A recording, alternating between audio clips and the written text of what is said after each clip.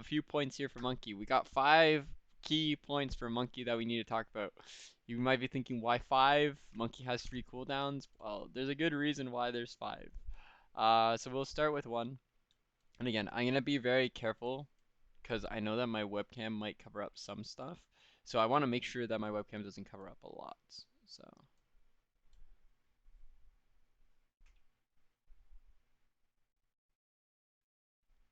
alright. I'll look at chat before I start actually.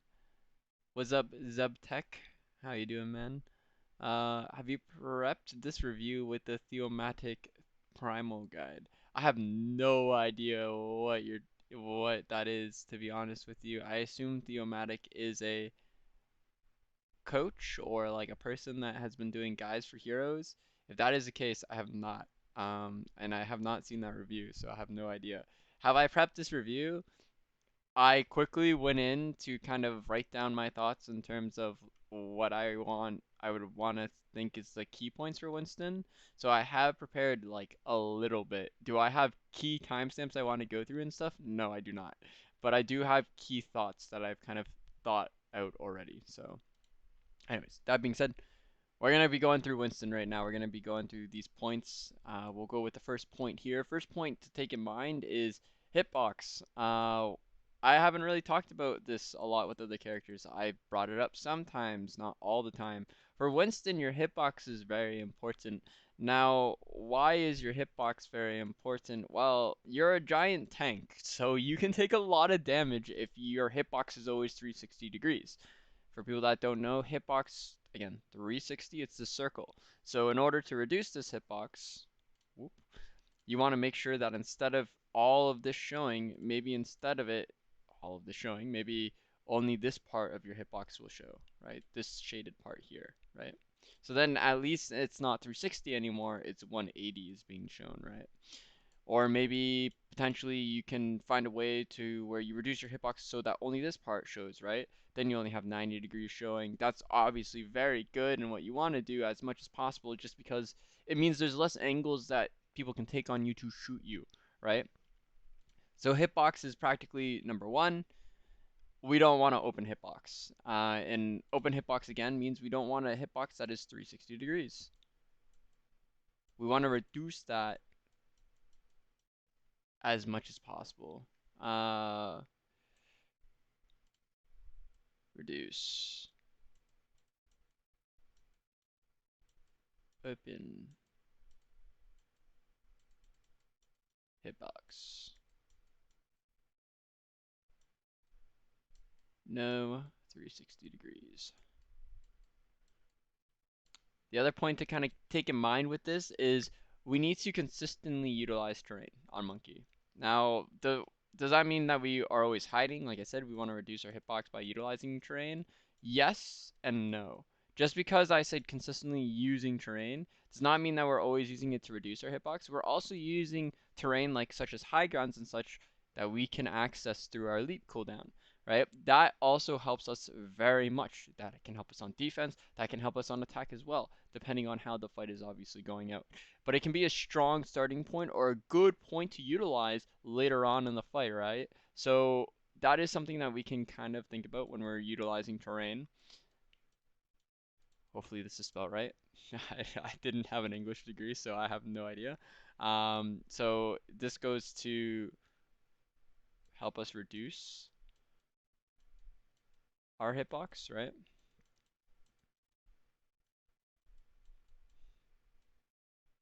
And have good position in the mid fight or the start of the fight. I'm not going to specify a lot with that. I'm just going to kind of leave it open-ended like that. All right. So that being said, we'll move on to point 2. I'm pretty sure my webcam will be in the way, so I'm going to move point 2 over here. Point 2 is mainly about pathing. It's a little bit about movement, but most of it kind of goes with pathing. I will put pathing plus movement here, though. So why is this important? Again, it's a small niche point that it can be applied to all characters. So why is this an important point to bring up? Well, it's very obvious why this is an important point to bring up. There's a lot of problems that I see with monkey players overall. The issue with Winston players is the fact that I always see them want to jump. No matter what, they always want to jump at somebody. And this is where I'm here to tell you, do not jump at someone 24/7. That is not your job on Winston. Your job on Winston is to take space. Jumping can provide your team with space, but then you have to think about the consequences after you jump, right? When you jump afterwards, does that mean you're going to instantly die? If that's the case, you probably don't want to jump, right? Does that mean you're going to have to utilize a lot of cooldowns, maybe your ultimate, bubble, a lot of healing resources utilized to you? Well, again, if that's the case, you probably don't want to jump into the enemy team, even if that creates a lot of space for your team, right? So realistically, you got to think about movement. Like, what do I have to do with this movement? Why am I moving this way? And a key part about it is obviously I say take the POI or POR, sorry, the POR, and I'll do it like this. POR for me means path. Oh, it shouldn't really be POR. It should be PLR, is what I call it. Path of least resistance is what I call it. Now, the path of least resistance, what does this mean?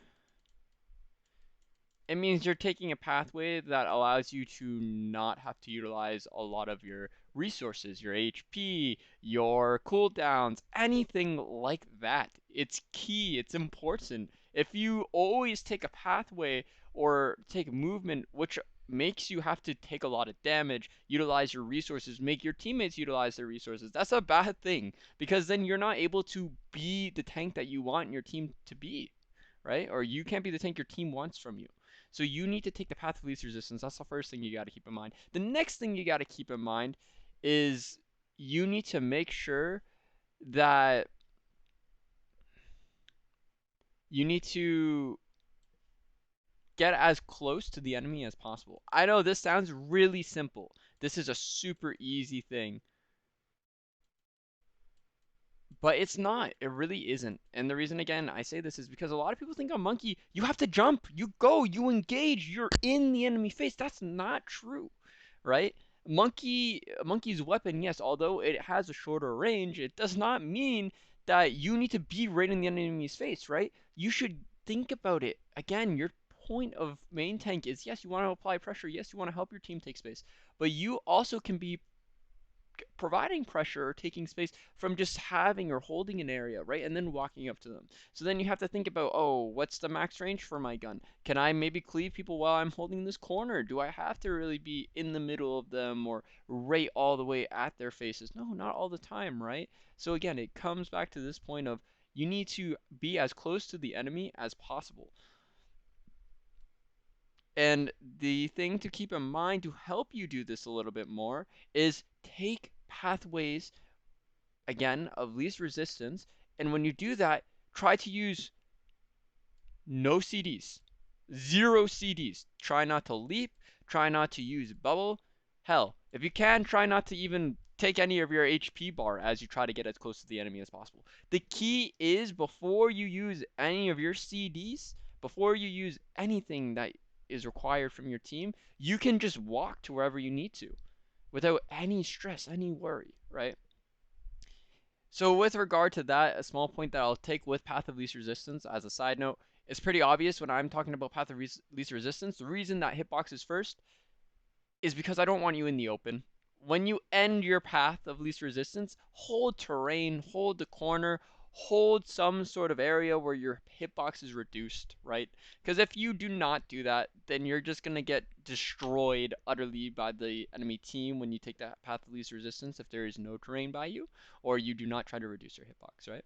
So again, it's a small point, but it's a big point to keep in mind about it, right? What does this mean next? Now we get to go into the fun stuff, which is the actual abilities of Winston, right? And this is where the key parts come in. You're going to see me type a lot of A, B, C, and these are different ways that I have thought about how you can utilize these cooldowns, right? So first thing we're going to talk about that I think is the key thing to talk about with Winston players, these 2 points I think are the keyest things to talk about with Winston players, is leap. Yes, I'm talking about your shift ability here. So there's three ways that you can utilize leap. So I will kind of skip ahead to the one that I think is the one that is used the most. So B is leap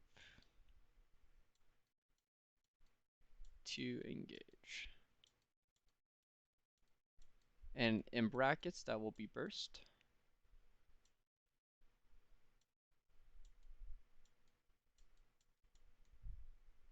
So what do I mean leap to engage, leap to burst somebody down? This is the general thought process that most Winston players try to do, or that I talk to, or that I notice.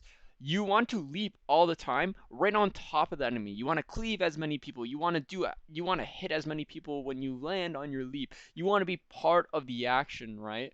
That's the key thing that you have to keep in mind on Winston. Yes, this is a playstyle. Yes, this is a good way to utilize Winston, right? But you need to keep in mind that when you do this engagement, you're fully committing to engaging. You're expecting to potentially not get out of the fight. You're expecting your whole team to fully commit with you when you do a jump like this. The reason that I put burst in brackets there is because many of the times you need to think about it like this. When you're engaging onto somebody, and you're leaping right on top of them, trying to do the max amount of damage as possible, do the most amount of cleave as possible. You do it in a way to where when you do that, your team is doing an action that follows up with you pretty much putting yourself out there into the entire team. So that means either one, your whole team's following up on you and you're looking to burst a specific target down, or number two, when you do a sort of leap engagement like this, as you're pressuring multiple members of the enemy team, you have your team performing an action elsewhere on the map, right? And again, leaping in does not to engage doesn't mean you're trying to kill somebody. I say burst because most of the time that's what it leads to, but maybe it's more so of a distraction, right? Maybe you're just trying to kind of buy time. Maybe you're primaling in their face and creating space that way. I'll explain a different way I think you could do that in a more effective way, but first we'll kind of talk about the general way that people use their leaps. So that goes into the next part, right, with regard to leaps. What's the next possible way? Well, leap to escape. This one's pretty self-explanatory. No brackets required here. You just use your leap as a way to escape a fight. So maybe you walk up to an enemy team, right? Maybe you didn't leap into them. Maybe you did leap into them. But now at this point, you're very dangerously low HP. So you have a choice of still committing to the fight or getting out of the fight now. You have chosen to jump out of the fight. So you've jumped out of the fight. You're in no danger anymore. You're by your team, maybe surrounded by your team, maybe you're by your supports, maybe you jumped away from your team, you're by a pack, and you're just out of the fight, right? This is not a very hard kind of thought process here. With this kind of thing, it's more about, oh, okay, I'm out of the danger. I'm out of any sort of kind of thing. And that's fine. Like, that's a completely fine way to use it. Now, A is the main way that I would like to see Winston players utilize their leap that I don't see enough. And I call this leap to pressure.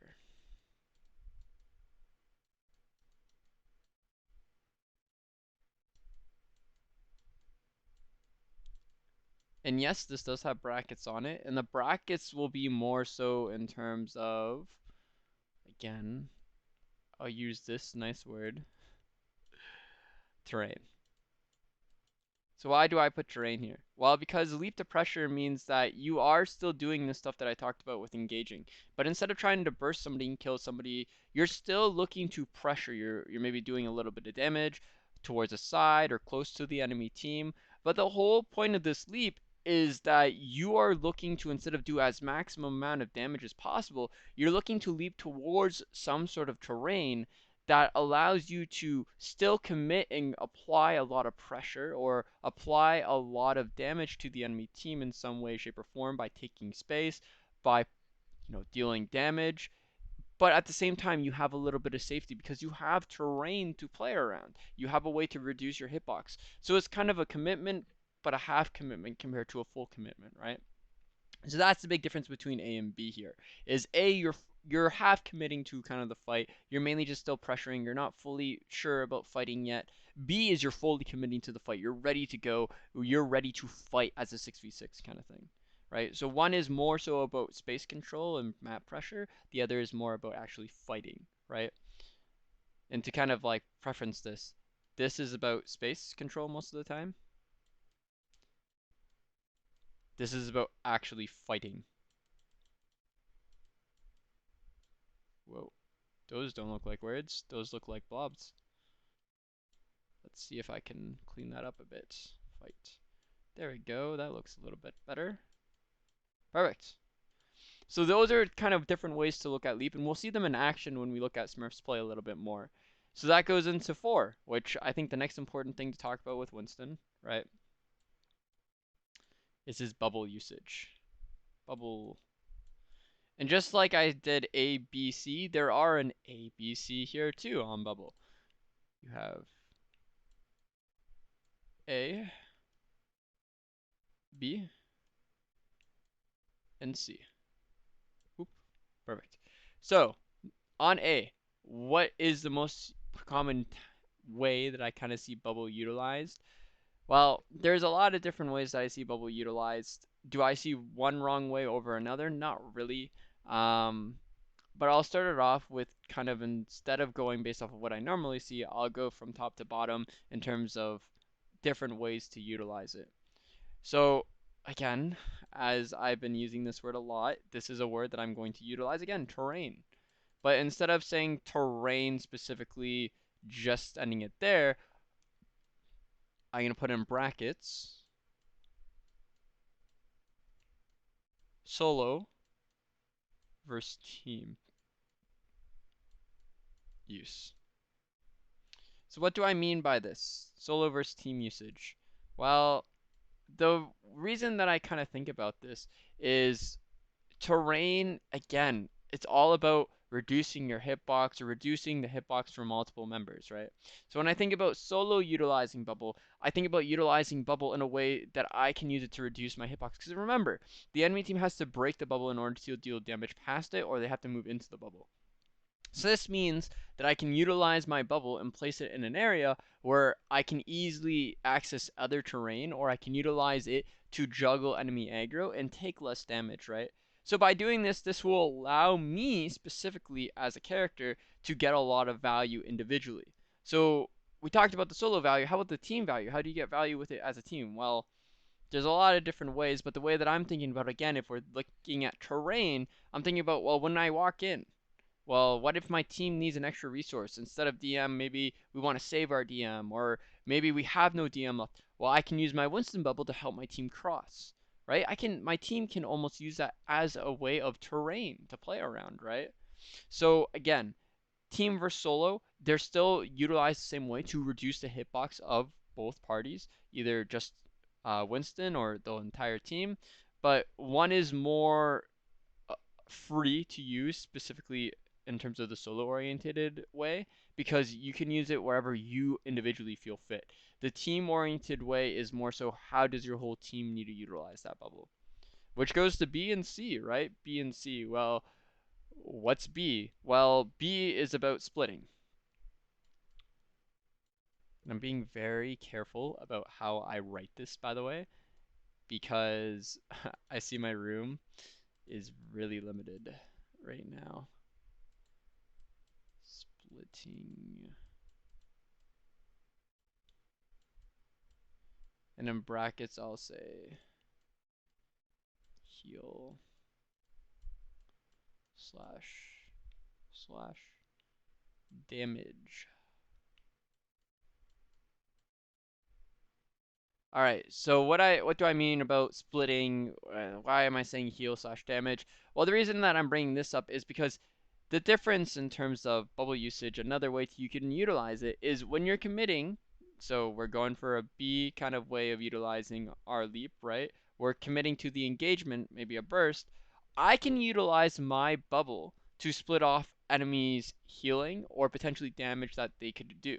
So that causes them to have to maybe break the bubble or reposition in a way where they can get their heals down or to get some damage off, right?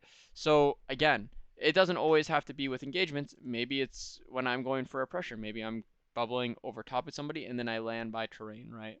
Again, it's all about like different usages. Most of the time you'll see this kind of bubble usage of splitting off enemy healers from their team, or damage from your own team. That will be from you specifically going for a hard engagement, because you can control where the bubble will land a lot easier based off of where you want to commit with your leap, right? So again, straightforward, nothing very complicated there. I would say. In terms of the last one, this one again isn't very hard. It's a lot simple again. Um, it's to help you engage.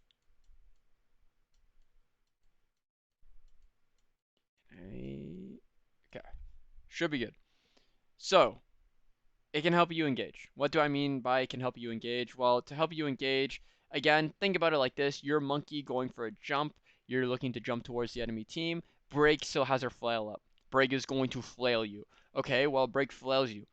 Maybe you utilize your monkey bubble in order to block the flail so you can land where you want to, right?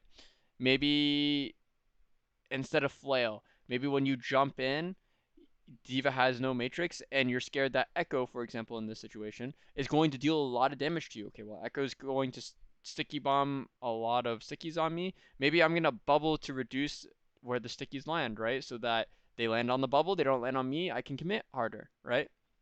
Again, different thought processes. It's can be utilized again to maybe cause you to not be in a way disoriented when you jump, so you land where you want to land specifically, or it's to reduce the damage that you take when you come in. Again, a lot of the time D.Va Matrix will be utilized for that, but sometimes you need, especially nowadays, based off of D.Va Matrix getting nerfed based off of the past, you need a little bit more than just a D.Va Matrix sometimes. So it's all about having that kind of consistency to allow you to be able to get in, right? And again, sometimes you'll use it. Yeah, every way is different, right? All of these bubble usages I see multiple times, right? Compared to Leap, where I see it different times. These are used in different situations, and multiple times you can potentially, depending on how long the fight lasts, they're used twice. Maybe once in one of these situations or one of these pathways that I kind of talked about, and then maybe in another pathway. So maybe it's to help me engage, and then I'm using it for terrain later on in the fight. Or maybe I'm using it to help me engage, and then I can split off heals from the enemy team later on in the fight, etc., etc. Um, yeah, sometimes there are situations where it kind of helps you actually. So maybe I help it to allow me to engage, but then later on in the fight, maybe somehow it splits the healing from the enemy team, right? So that they can't heal. Or maybe I can utilize it as terrain. Again, sometimes there are situations where it happens to help you, but again, sometimes it's meant for it, sometimes it's not. There's a lot of different ways you can utilize bubble. No, I would say bad way over the other. In terms of Primal, Primal is the last one on the list. Yes, I know Primal is something that we did have to talk about today. And this one isn't, again, it's not complicated. It's very simple. We'll do an A B here for this one as well. But a lot of people know how to utilize Primal properly. Best way I can put it again is 4 seconds life. Oop, there we go. And then B is create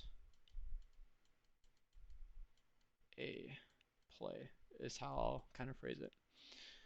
So I move my Epic Pen up a little bit more so that I can kind of write a little bit more on this.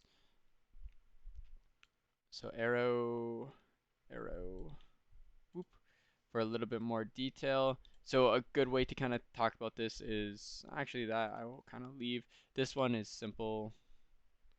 I'll do chaos. That is not how you spell chaos. None of you saw that. Chaos plus stick. This one I'll still put this here. I'll put juggle alt combo.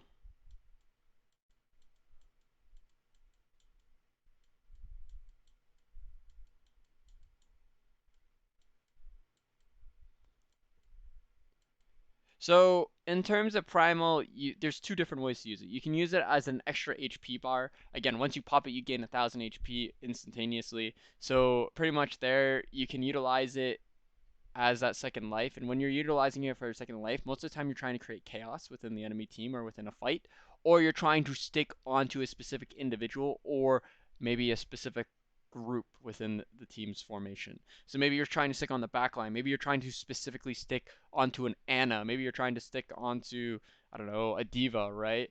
That's one way to kind of look at it. You're mainly just utilizing that second life to create a lot of distraction within the enemy team. The second way, I say create a play. So what do I mean by creating a play? It means how are you going to utilize your ultimate in a proactive way? So a way you can think about utilizing it in a proactive way is maybe you're trying to juggle someone off the map. So maybe you're trying to, I don't know, hit off Zen off the map. Maybe you're trying to juggle a Zen in a corner so you can kill him faster, right? Maybe you're thinking to do a combo with D.Va, so D.Va will toss a bomb in the air and you juggle people into the bomb, right?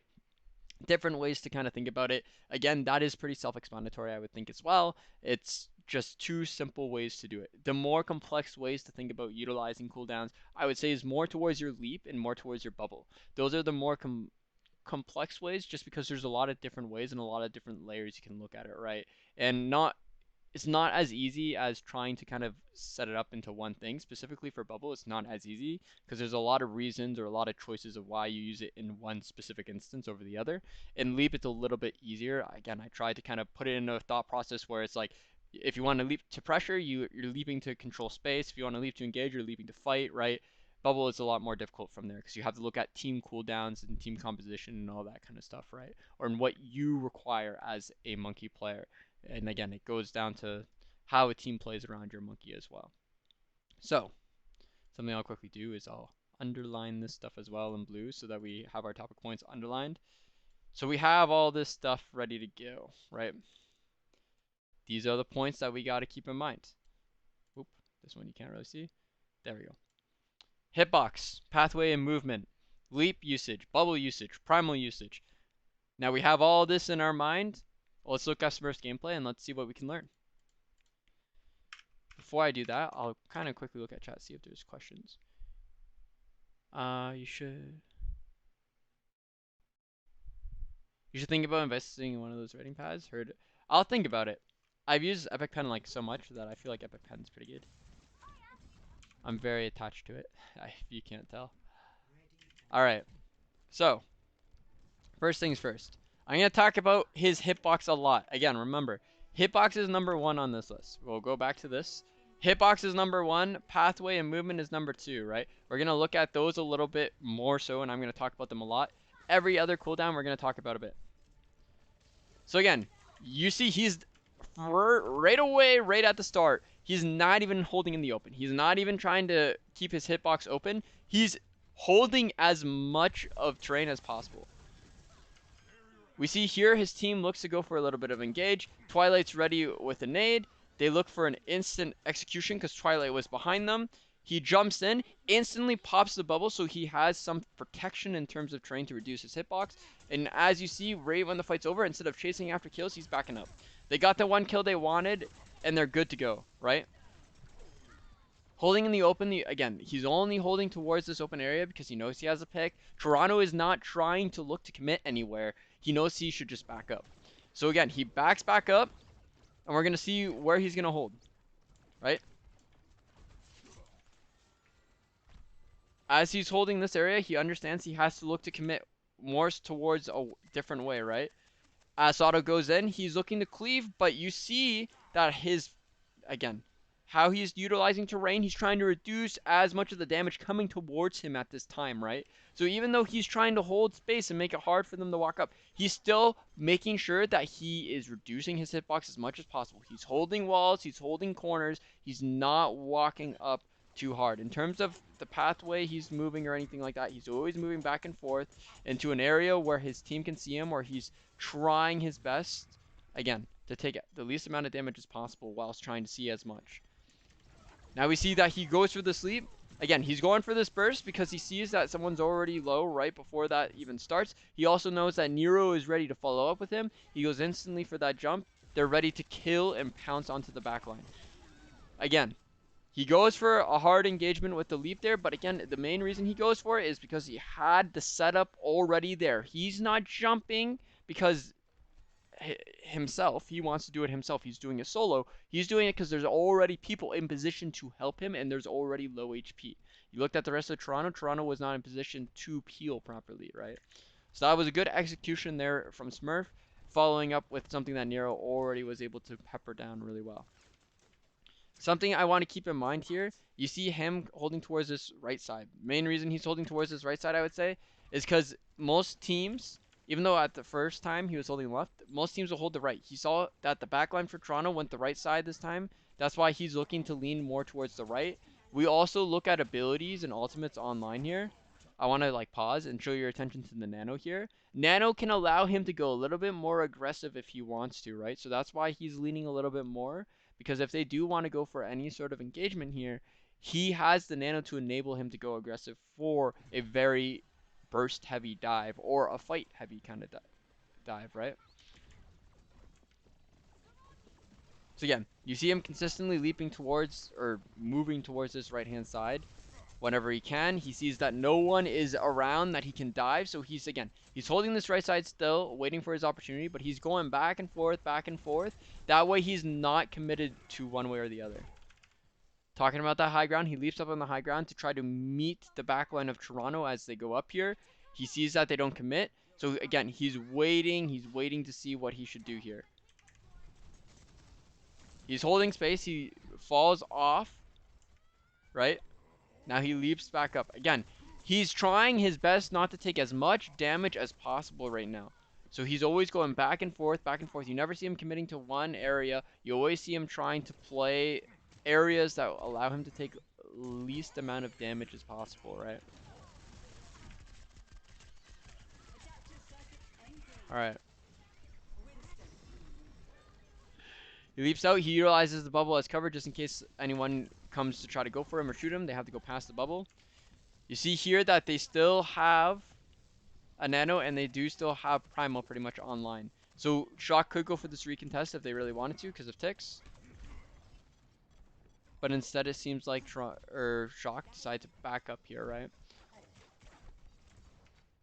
So again, Smurf, could he have played better interference there? I think he could have played a little bit more aggressive with that Nano and gone for more opportunities. He was holding off on the aggression because he didn't see opportunities to burst the enemy backline because they weren't in the open as much. They were hiding in buildings, they were hiding in vicinities because they knew that if the minute they played in the open, it was the opportunity for Smurf to pounce and go for an aggressive play there.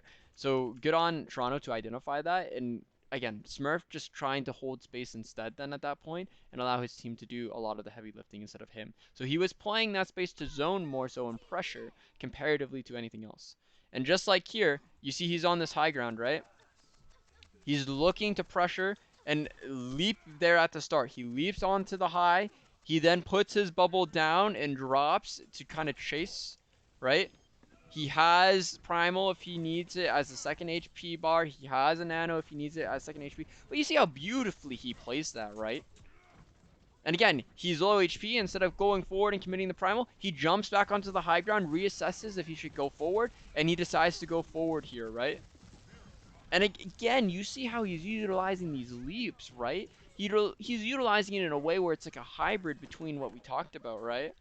So it's a hybrid between utilizing it to specifically circle here pressure for pressure, right? But also he's using it in situations to escape, right? So for example, the start of that fight, and I'll go back, right? Go back that 20 seconds and show you why I love Smurf's Winston, and this is the big reason why I love Smurf's Winston. Going back a little bit more and looking at this fight particularly, right? Again, a lot of Winstons I know, they see that a Brig is rallying, right? They won't go for this. Or they won't go for something like this. The reason I say this is so smart from him is because he understands that where he lands right here, right? He's landing in an area where he can still pressure. He's not committing to this fight. He's just pressuring them, right? Can anyone really do anything while he's up there? Yeah, they can shoot him, but he can always fall backwards if he needs to. He can always pop his bubble here if he needs to, right? He can always receive healing if he backs up just a little bit, right? He's putting himself in a position to consistently pressure but not commit to the fight yet, right? And then as we play it out, now he sees based off of how people are moving, right? Zen is running towards the Mega Room. Anson is backing up, right? Michelle is backing up. That's when he drops and he places his bubble in a way that, again, he can use it as terrain here, right? And the key thing to keep in mind here is looking at my cursor here. he can also quickly go to this corner if he wants to. So the bubble is placed in a fantastic way Hello to there. where he can utilize this as terrain, and then he can go to actual natural cover and then walk forward from there. So again, it's Hello fantastic there. thought process from Smurf there, right? And as he understands this, he sees them go kind of back a little bit and he moves forward. And then we speed up a little bit. He gets a little bit of pressure. He has no armor left anymore. We see him back up instantly, and then we see him jump right back up when he feels like he's going to get in some sort of danger. Again, he's jumping up because he wants to make sure that he's escaping from any sort of damage. He puts himself in a position to where he can reassess the fight, and then he understands that no one's chasing after him. He's still okay in terms of HP. He has support by him, specifically Twilight's behind him. So then he just pushes forward on again, right? Thank you, Signed, for the follow. Thank you, CZ for XCZ, sorry, for the follow as well. And thanks for the 1 bit, Signed. I appreciate it, man. Okay, mate. We'll see how it is. But again, this is like a great example of pressure, right? He started off first with a leap for pressure, right? And then we see how he combines pressure leaps and escape leaps together in that situation.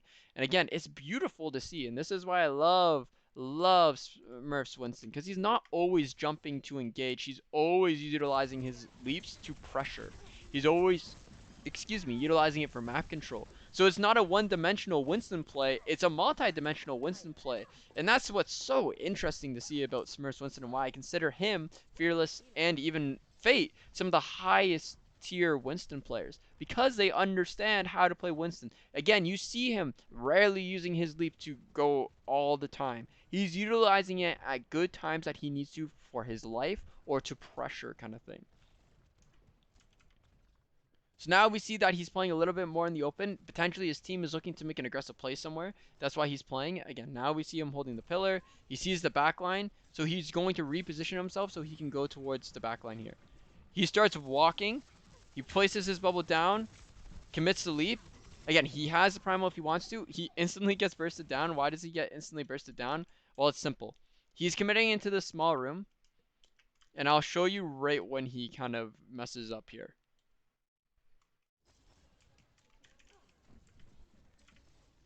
This is all good up until here in my eyes. And the reason I say up until here is because you see that Nero is positioning himself to burst Lastro with him, right? So they're trying to burst Lastro here. I don't think it's possible to burst Lastro just because of the amount of support he has by him here. This is an example of maybe you don't go for a burst leap here. Maybe you kind of just leave him and you just consistently pressure here, force them to look at you, force them to kind of break this bubble, and then you assess based off of where your team is, right? The other reason I don't like this is because where's your team here? Your team is nowhere around you to help you pressure, right? You see that Diva is close by. You see the rest of the team is kind of over behind him, and that's why I said you gotta be really careful about going for those burst leaps. You need to make sure that people are ready. Majority of the time, your whole team is ready to support you here, and this is where he messes up. See how he's still committing? He should almost right when he has no armor commit to the primal at this point, because if he does not, he's just gonna get bursted. And you see, as I unpause, he's going to get stunned at about 250 HP. He gets stunned. And again, he does have 175 HP to react, right? But this stun lasts a long time. And even if it's like just a second of a stun of CC plus Discord plus micro missiles plus Diva Fire plus Zen Fire, we're adding a lot of damage in a short amount of time. So this is why I'm kind of hesitant about it, because he just instantly dies. And this is what happens when you're a Winston with no armor and you go in for those kind of things. You got to be instantly ready to press that Q button if you want to commit to stuff like this.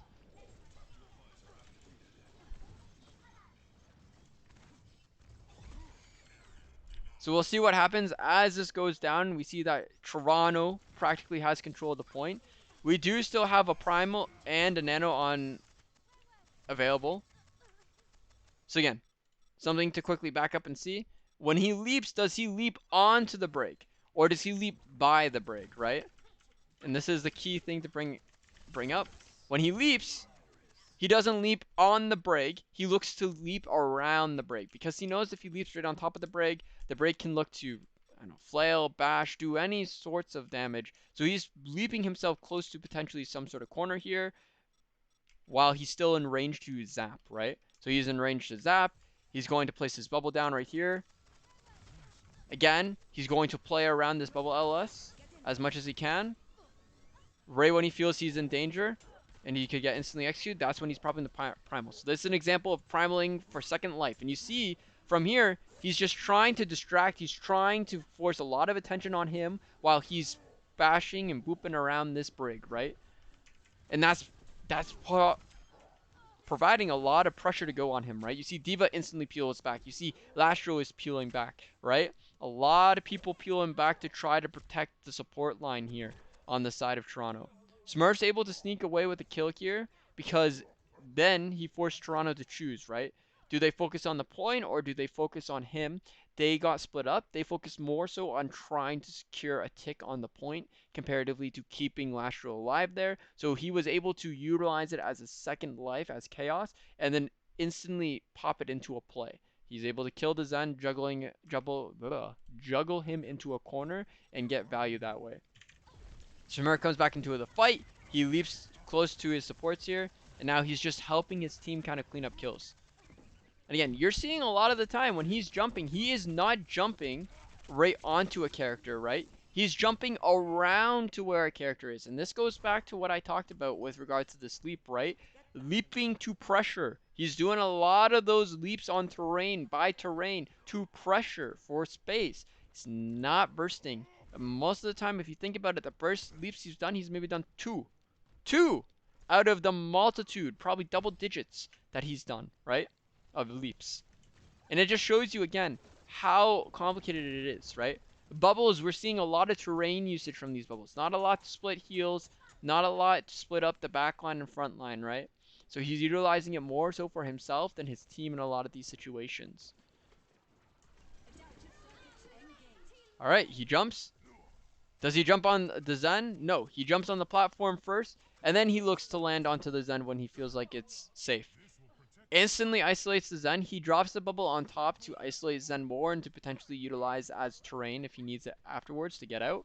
And now he's in the back line. He's going to use the leap to escape. He utilizes the leap to escape towards the left side. And now this is when he can look to go pressure elsewhere on the map, right? Again, utilizes a leap again to go towards this left-hand side.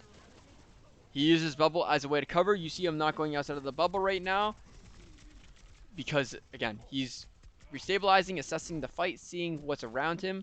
Then he walks out of his bubble when he knows that majority of teams can support him. He leaps, or he doesn't leap, he walks forward and then he leaps out. And then they are able to clean up the rest of the fight pretty convincingly there. So far, relatively clean from Smurf. So now what do we see? We see Smurf setting up on top left. He's in a position to potentially stop them from going up the elevator or cleave anyone if they try to go up the elevator. He gets forced out by both Echo now and Ball, so Sato. And he decides to reposition himself somewhere else.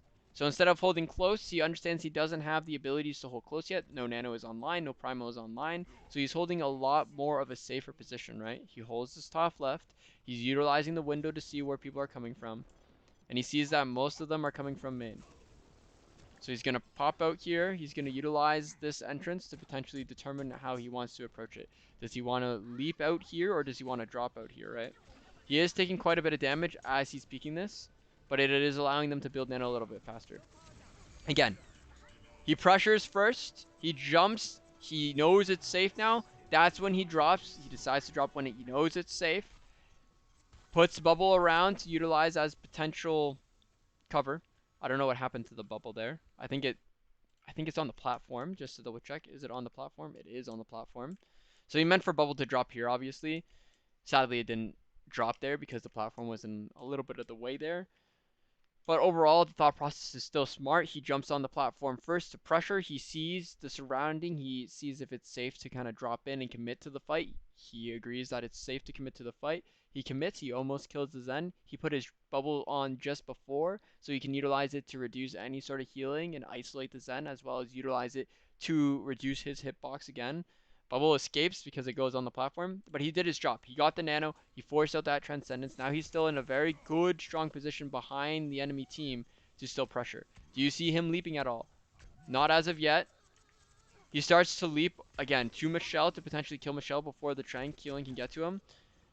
As he does that, he leaps towards the high, but then he changes his direction towards closer to his team. So he knows that it's more so a safe thing to utilize as escape.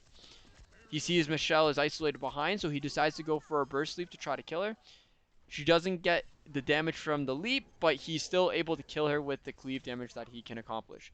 From there, he sees both supports in a tight room together. He decides to pop Primal and try to boop one into a corner and boop the other off the map. He creates a play opportunity there, and he's able to get a ton of value from it, right?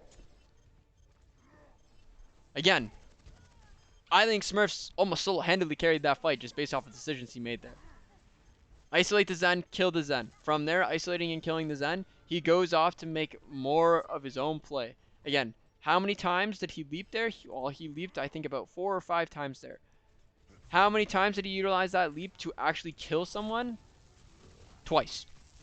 Honestly, twice out of those 5 times. So majority of the time, it was not actually for that. It was a mixture between utilizing the leap for pressure and space control, utilizing it for escape purposes, right? And then also utilizing it for kills, fighting, execution, right?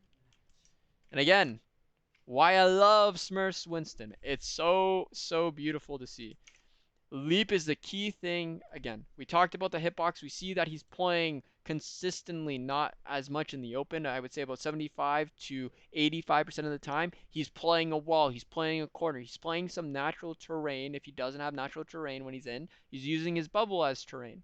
We're gonna see a little bit more about this pathway and movement taking less the path of least resistance, being as close to the enemy. We saw it a little bit more on defense. This kind of point here. He was getting as close to the enemy as possible without using his CDs in a lot of instances. He was utilizing his CDs not off their cooldown, but instead when he felt it was necessary to utilize. Again, a key thing. We'll see a lot more path of least resistance here on this attack. But small things to keep in mind, we did see a lot of 2 of these actions used for Primal, right? For Second Life, creating chaos, sticking to a specific core or person on the enemy team. We also saw him utilize it to make plays multiple times, 2 times to be exact. In terms of leap, we're seeing these different types of leaps, right? We're seeing a lot of these pressure leaps.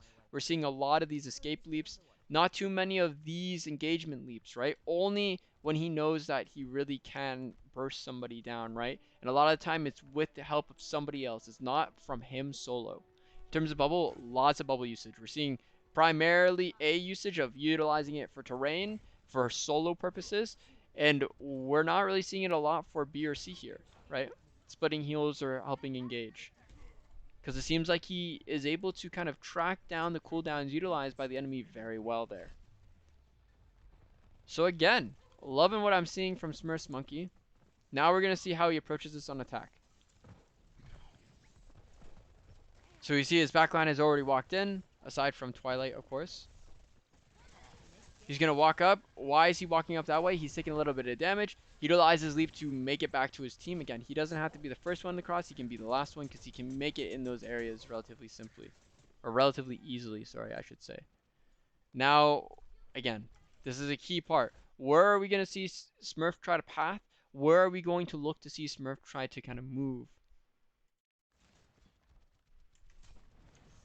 We walk forward. We see him try to path towards his left-hand side. We see him instantly get hacked. He bubbled here so he could try to cleave a little bit more on this corner here. But, again, from being hacked, he's forced out. He's still utilizing the bubble a little bit, but he's not committing past the corner because he knows that he has no cover past the corner, right? So you're seeing him utilize the cleave, right? Something to show you that I'm not sure some of you may know, but it's still a very good point to kind of bring up. The way cleave works is cleave works in a cone. So cleave works, showing it at the top here, cleave works like this, in a cone, right? So, kind of just playing this out a little bit, because I want to show you, based off of Sato being past this corner and Smurf not.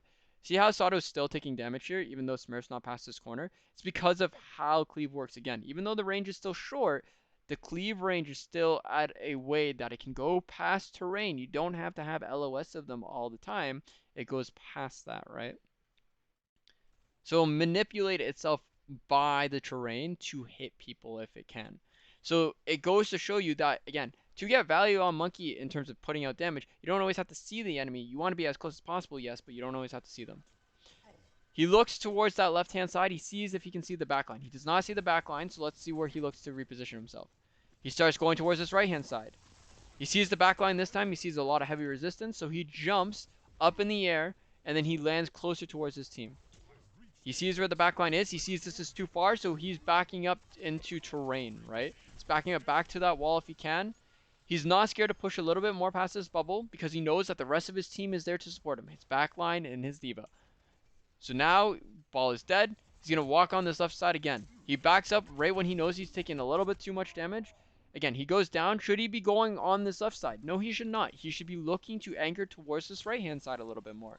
That way he can close the distance a little bit more without utilizing any CDs, without utilizing too much of his HP bar, right? You see him consistently go back and forth because he's conflicted. He wants to move up on that left-hand side because he wants to try to pressure the enemy team, but he's taking so much damage and he's at the risk of getting hacked that he always backs up from this left-hand side. So again, we see, in my eyes, we see a poor decision a little bit from Smurf there. He is getting a lot of the enemy team's attention towards him when he went on that left side, but I still feel like he could have provided a lot of pressure still if he went towards that right-hand side potentially and utilized that comparatively going to the left, right? If he wanted to go to the left, I'll back up and kind of like show you what I would have done if he was to go to the left-hand side. So going here, right, if he wanted to go to the left, see how he has leap still available? I would have preferred for him to leap towards this left-hand side. Why? Well, think about it, right? He leaps towards this left-hand side. Even if Hisu's there, he's utilizing terrain over here. Supports won't be able to see him. He'll be able to get Hisu potentially out of hack if he needs to. If he doesn't have bubble available now, but he could bubble here if he requires the bubble. He can cleave around here to see Hisu. He would potentially be in LOS of his backline here, right? Twilight can see him. He can still look to pressure the point. He can pressure people. He can go around here to pressure as well. He has a lot more terrain to utilize instead of being in the open this whole time down the middle of the point. Again, a slight time that I don't see Smurf utilize his CDs, in my opinion, the proper way. But overall, again, slight error. One of the few times that you'll see Smurf kind of mess up in terms of execution in my eyes. Aside from that, I've been pretty happy with Smurf's play in terms of how he's utilizing it. But that is a key example of how you can utilize your leap to pressure with the map, to pressure, right? Play the space that the enemy is not really playing. Trying to goes for a fast play. Again, Shock was just waiting to kind of get back together as a 6-man. Here, Smurf understands that the fight's over. He's utilizing bubble. He's holding this corner, waiting for his bubble to expire. He's just trying to get as much cleave damage as possible down so he can build closer to his ultimate at this time. Again, he understands the fight's already over. He's not trying to do anything crazy. He knows he has leap back online now, so he can leap out if he requires. He's just trying to get as much cleave damage, play terrain, play to build his ult as much as possible from that EMP play. So from there, I think it was about 30 or 40 to now 67%. That's pretty good if you're Smurf from a lost fight. You built about 30%, maybe even more, 40% of your ults, right? Before you're even ready to commit to the next fight. So here he jumps towards this left-hand side. He wants to try to get into the left-hand side. So again, he looks to see if he can drop first. He only sees a tracer there. He should assume that ball is there as well. But he still commits because he knows that he can still pressure on this side. But you see that he's not committing into the open. He's maybe glancing quickly around a corner. But he's not going to a point, right? And this is where I would kind of show you. Do you know how I said like you don't want to hold the open? You want to reduce your hitbox? Well, then you might say something like here, where it's like, well, Sword, he is reducing his hitbox a little bit here, right? We look at it, we look at this as a circle, right? He's reducing his hitbox a tiny bit, but not as much, right? He still can get seen here, he can get seen here, he can get seen on the stairs, he can get seen right in front of him. He's not really reducing his hitbox as much as he could. Well, it's because he's just quickly peeking somewhere, right? So he sees there, he quickly peeks. He knows that it's safe, so he starts walking up to his supports here, right? And you see, he's instantly still trying to reduce like a little bit of his hitbox, try to go to the doorway, but he always wants to try to be part of the action, right? And the reason why he's always kind of peaking a little bit and then going back to terrain or going to other terrain is because he's kind of consistently trying to see where the fight might happen.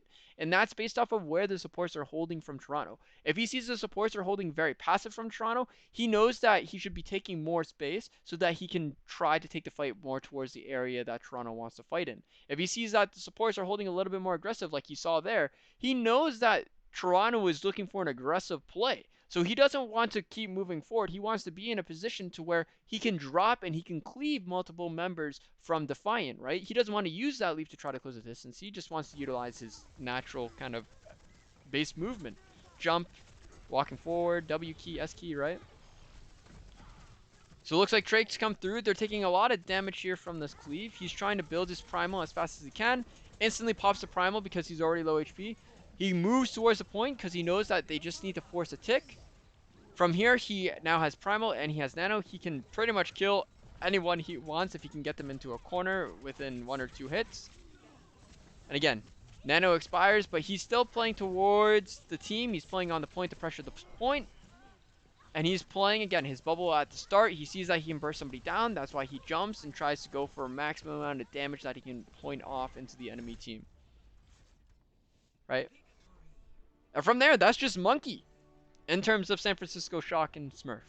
I know we went through only a small portion, right? Just this 12-minute, 13-minute kind of gameplay, right? But overall, I want to go back to this and I want to talk about it a lot, right? Did he take the path of least resistance a lot of the time? I feel like it, yeah. I feel like he did. On attack, he did this a lot more. Did he try to close in on the enemy without using CDs at first? Yeah, he did. Lots of the time, he could have dropped onto enemies if he wanted to, pretty much, and still been in range of cleave. He utilized his cooldowns again, a lot more in terms of just trying to be in the fight, in the action, more so often than not. I rarely saw him use a bubble to try to take space. I rarely saw him try to use a leap to close a distance from where he couldn't even cleave at the start, right? He could always cleave the enemy at the start. He just wanted to utilize his leap to position himself in a proper way, right? So, pathing, movement, again, pretty clean to what this kind of brought up as. Looking at the hitbox, did he reduce his hitbox a lot? Hell yeah, man. He used terrain a ton. He always wanted to reduce his hitbox. He always wanted to put himself by a corner or a wall so that he could reduce that hitbox so it's not 360 degrees. And he was always, always, always trying to put himself in the best position to cleave and be part of the action, right? And terrain, again, we're talking about natural cover here, but he also utilized his bubble as terrain to help him keep in an area for a longer period of time, right? So do I think he did the hitbox, reducing his hitbox, making sure he's by some sort of terrain? 110% passed by me, which goes into these cooldowns. We'll start with Primal and then we'll go into the 2 more complex ones. Did he use Primal for Second Life a lot of time? Yeah, we saw him use it for Second Life probably 3 out of the, I think it was 5 times or 6 times that he used Primal for Chaos or trying to stick onto people. Did he use it to create plays? Heck yeah, he used it at least twice to try to juggle someone in a corner, boop them off the map. Did we see an alt combo from him? Not really, but we did see it in those manners that were brought up, which goes into leap and bubble usage. We saw a ton, and I would say about 75% of the time, we saw leap utilize the pressure for space, for other things, right? Not for anything else, right? Which is fantastic. Again, it's a big thing that I love about watching Smurf play Monkey. He never or he rarely used it to leap to engage. He used it a lot to put himself in proper space, control space, and pressure consistently, right? So this is the big thing that we saw from him. Did we see him use it to escape? Yes, we did. I would say about 15% of the time, we saw him utilize his leap to escape situations or partially escape and be ready to kind of pressure again, right? Did we use did he use it to engage? Yeah, I would say about 10% of the time. Which is, again, if you're a main tank player, most of the time I would say that's probably baffling to you on a Winston. You're not using your leap to engage? You're not using it to fight? You're not using it to burst somebody? Well, yeah, no, you're not. You're using it very, very fewer amount of the time to burst somebody down or fight. Again, we saw him when he was trying to use that leap to engage or burst somebody, kill them instantly. It was when somebody from his team was by him in order to help make sure that engagement was more successful, or he had some sort of ultimate to help him while he was engaging. A nano, a primal, something, right? The rest of the time, we saw him with the leap for pressure, utilizing space and terrain, or leaping to escape, just using his base kit. Nothing more, nothing less. In terms of bubble usage, I'd say about 80% of the time,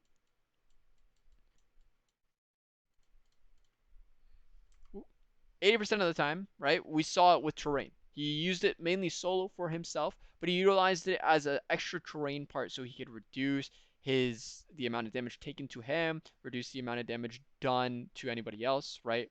In terms of the rest, I would say in this VOD, we didn't see any sort of help in terms of engagement. We saw the other 20% splitting off healing or damage to other people. A lot of the time we saw Bubble utilized to pretty much isolate his Zen, reduce any sort of healing that could come to him, reduce any sort of damage support that could come to him unless they went into the bubble or broke the bubble. So we saw a little bit of that get into kind of perspective, but we saw 0% in terms of helping him engage. And why was that? He played around the flail usage very well from Onson. A lot of the time, Onson actually only flailed him once, I think. Maybe once or twice. That was it. Out of the multiple times that he was engaging. So again, fantastic job from Smurf. A lot to learn here. If I had to kind of argue what are the key things that you should keep in mind, these are the two big basic ones that I would say that you need to keep in mind to be a good monkey. These are a little bit more advanced.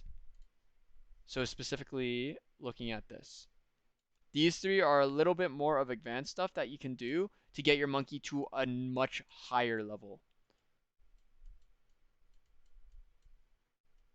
Because again, this comes to min-maxing CDs and getting them with a purpose. These are just overall good things that you can utilize just to get your monkey or general almost other characters to a better level. These are just more tailored to Winston players overall. That being said, that's it for Smurf overview for Monkey.